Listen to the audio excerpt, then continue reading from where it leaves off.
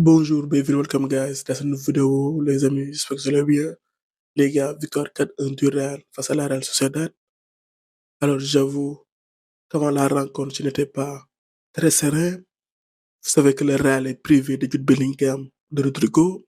Et lorsque la compo des deux équipes est sortie, il n'y avait pas Kylian Mbappé. Je me suis dit que ça commence à faire beaucoup, sachant que les matchs face à la Real Sociedad sont toujours piégeux.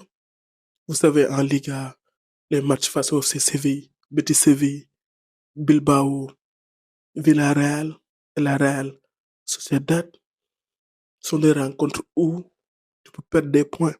Finalement, l'équipe a sorti un match sérieux. Dans cette rencontre, j'ai vu un Vini qui provoque, qui a apporté sa percussion. Vini, c'est un joueur qui déstabilise les défenses. Ce soir, il a marqué un doublé sur penalty qu'il a lui-même provoqué.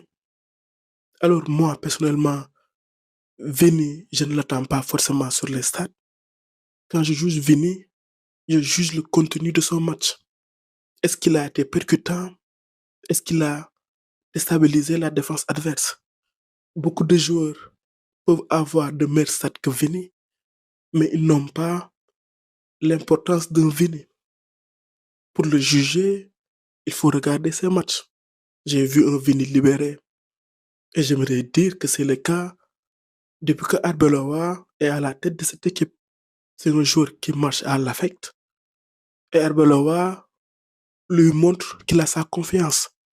Alors, comme je disais, il a marqué ses 2 buts sur penalty. Vini a travaillé sa technique de frappe. Après ses ratés, je pense qu'il y a eu une remise en question. C'est la première fois que je le vois tirer ainsi, avec ce petit saut à la Jorginho. Pour moi, c'est le signe qu'il est toujours à la recherche de la perfection. Il est toujours dans cette posture de vouloir progresser. Et ça, c'est une bonne chose. L'autre bonne nouvelle, c'est Trent. Il a fait un bon match. Son pied droit est exceptionnel.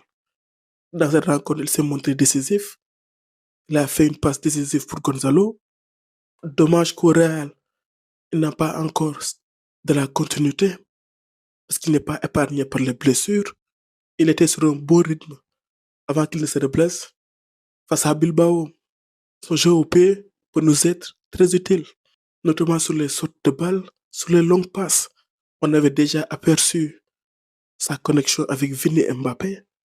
Sur les longues passes, lorsqu'il est sur le terrain, l'adversaire, avant de presser le Real, va y réfléchir à 2 fois. Parce que sinon, il va s'exposer à ce type de passe. Certes, c'est un joueur critiqué parce qu'il a des lacunes défensives, mais personnellement, moi, ça ne me dérange pas. Tant qu'il nous apporte offensivement, les Marcelo ou les Den Alves n'étaient pas les meilleurs latéraux au monde parce qu'ils défendaient le mieux. Non, on les a désignés comme tels pour leur apport offensif. Et je me dis peut-être qu'au Real, le meilleur système, c'est le 4-4-2. Et à droite, on peut mettre Valverde et Trent. Valverde, c'est un joueur qui a beaucoup de volume. Par moment, il peut coulisser et protéger Trent. Défensivement, il peut l'aider. Je vois aussi beaucoup de personnes parler de repositionnement de Trent au milieu. Alors, c'est vrai qu'avec Liverpool et avec l'équipe d'Angleterre, on l'a déjà essayé à ce poste. Mais ça ne veut pas forcément dire qu'il va avoir un meilleur apport. Je m'explique. Prenez un joueur comme Pirlo. De base, c'était un numéro 10. Mais Pirlo n'est devenu Pirlo. Il a atteint son plein potentiel que lorsqu'il a joué dans une position plus reculée, dans une position de numéro 6. Un numéro 6 créateur, un numéro 6 meneur de jeu.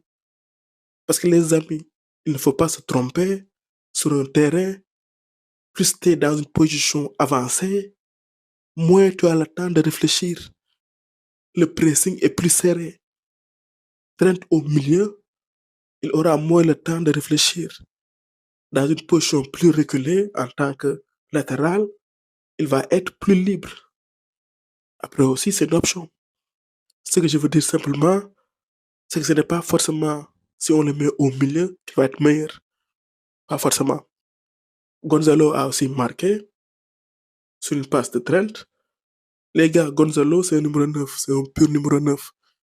Il a encore quelques déchets, c'est normal, vu son âge, mais il peut être utile en tant que remplaçant. Sur la gestion de Gonzalo, la seule chose avec laquelle je ne suis pas d'accord, c'est que parfois, il entre en tant qu'excentré droit. Dans cette position, il n'est pas d'un grand apport. Après, vous me direz que s'il ne rentre pas dans cette position, il aura moins de temps de jeu. Parce que Vini ou Mbappé, en général, ils finissent les matchs. C'est ça aussi le problème. C'est un problème à gérer. C'est un problème de statut. La bonne nouvelle, c'est qu'on peut compter sur lui en cas d'absence. Je voudrais m'arrêter aussi sur Hussein. Il est fautif sur le penalty qui a amené au but de la Real Sociedad. Hussein n'est pas dans la forme de sa vie. Il doit encore s'améliorer. Après, là où j'attends aussi Hussein, c'est que ballon au pied, il a de la qualité. Sur les sautes de balle, il apporte. Là où je l'attends, c'est de le voir sous pression, sous pressing. S'il va passer ce cap, il sera d'un grand apport. Valverde aussi a marqué un joli but. Valverde, les gars, j'aimerais aussi le voir plus souvent dans ce type de situation. Il a une frappe surpuissante. C'est une arme que le Real peut utiliser. À chaque match, il faudrait qu'il y ait ce genre de situation. Une à deux fois. Après le match sur les réseaux, j'ai vu une vidéo montrant Valverde frustré. Alors si c'est avéré, il n'a pas raison. Dans cette rencontre, je suis d'accord avec la gestion de l'équipe d'Arbeloa. En regardant le match à la 60e minute, je me suis dit qu'il est temps de faire sortir Rudiger et Trent Arnold. Ils reviennent de blessure.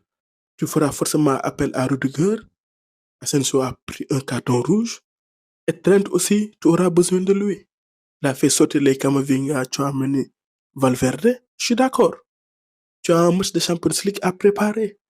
En sachant que cette équipe nous avait battus. Je suis d'accord avec Arbeloa d'avoir préservé ses joueurs. Les gars, l'équipe a sorti un match sérieux. Alors je ne veux pas m'enflammer parce que le principal problème du Real cette saison, c'est un manque de continuité. S'il n'y avait pas la défaite face au Benfica et le match compliqué face à Levante, j'allais être plus confiant. Mais on sait que cette équipe a plusieurs visages. Tantôt ça joue bien, on est heureux, tantôt elle nous fait peur. Il nous faut cette continuité. Arbeloa, pour le moment, en Liga, c'est 5 matchs, 5 victoires. Si on enlève la défaite en Coupe du Roi et en Ligue des Champions, on pourrait se dire qu'on est dans une bonne dynamique. Il faut que l'équipe maintienne son niveau, qu'il y ait de la continuité. Parce qu'en Liga, c'est possible. En Ligue des Champions, ça va être peut-être compliqué parce qu'il y a des équipes plus prêtes, plus compétitives pour le moment, parce que le foot, ça va vite. Mais en Liga, c'est possible. Là, avec cette victoire, le Real passe devant le Barça, qui va jouer lundi. On ne sait jamais. Là, l'équipe a mis la pression au Barça, qui sera dans l'obligation de gagner pour repasser devant. Bref, on prend match après match. J'espère qu'en Ligue des Champions, qu'ils vont faire le taf. Voilà les amis, c'était tout pour cette vidéo. On se retrouve pour d'autres vidéos. À très bientôt. Vous au football. Au micro, c'était Def Direct pour vous servir.